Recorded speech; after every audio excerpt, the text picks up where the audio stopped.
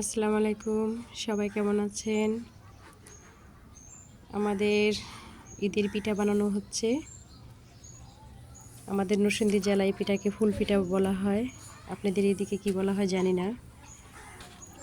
সামনে রোজার মাস, রোজা রেখে তো আর এগুলো করা যাবে না, তাই পিঠা বানানো হচ্ছে।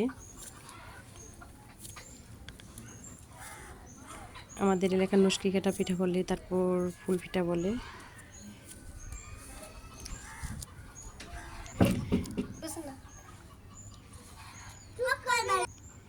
এই পিঠা বানাতে প্রথমে যা লাগে খেজুরের কাটা। খেজুরের কাটা না হলেই নয়। এই হচ্ছে আমাদের এলাকায় বলে ফুল পিঠা। সামনে রোজা, রোজার আগে পিঠা বানানো হচ্ছে।